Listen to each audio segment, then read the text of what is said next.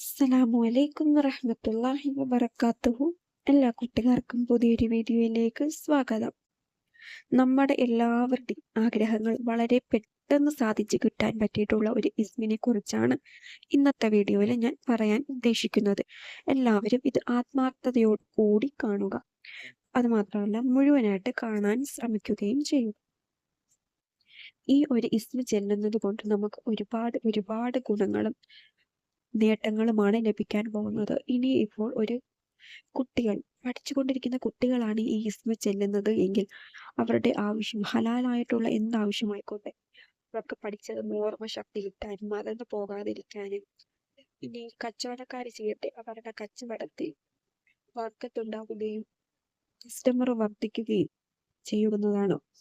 പിന്നീട് ഒരു കൃഷിക്കാരൻ ചെയ്യുകയാണ് എങ്കിൽ അവരുടെ കൃഷി വർദ്ധിക്കുന്നു, വിളവ് കൂടുതലായിട്ട് ലഭിക്കുന്നു. അങ്ങനെ ഒരുപാട് ഓരോന്നിനും അതിൻ്റെതായ നേട്ടങ്ങൾ ലഭിക്കുന്ന ഒരു പവർഫുൾ ആയിട്ടുള്ള, നമുക്ക് എല്ലാവർക്കും വളരെ പെട്ടെന്ന് ചൊല്ലി തീർക്കാൻ പറ്റിയിട്ടുള്ള ഒരു ഇസ്മാണ്. എല്ലാവരും ഇത് ആത്മാർത്ഥതയോട് കൂടി ചെല്ലുകയാണ് എങ്കിൽ ഇൻഷാ അല്ലാഹ് നമുക്ക് എല്ലാവർക്കും അതിനുള്ള ഫലം ഉടനെ തന്നെ കണ്ട് അറിയാൻ സാധിക്കുന്നതാണ്.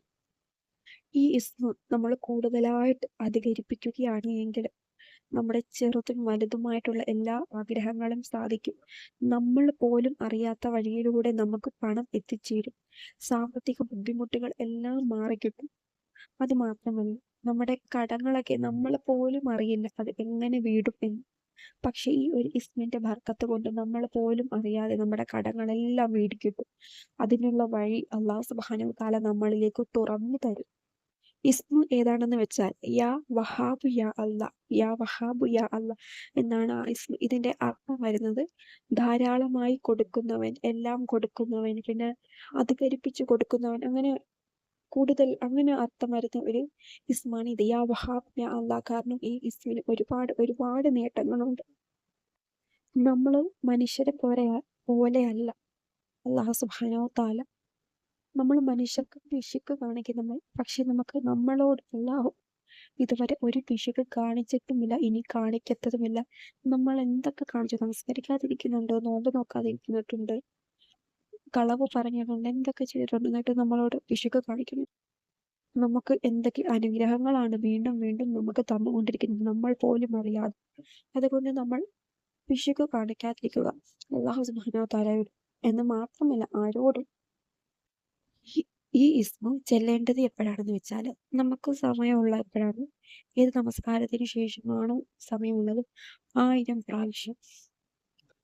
പ്രാവശ്യം ആ ഒറ്റ ഇരുന്നുകൊണ്ട് തന്നെ ചൊല്ലിത്തീർക്കാൻ ശ്രമിക്കുക. 1000 പ്രാവശ്യം ഓതാൻ വലിയ സമയമൊന്നും വേണ്ടി വരില്ല.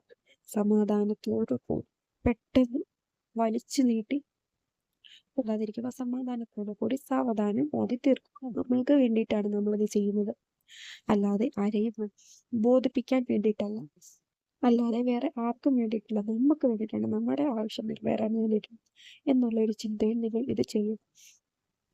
ഇൻഷാ അല്ലാഹ് നമ്മുടെ എല്ലാവരുടെയും ആഗ്രഹം അല്ലാഹു സുബ്ഹാനഹു വ തആല നടത്തി തരുമാറാകട്ടെ. ആമീൻ യാ റബ്ബൽ ആലമീൻ.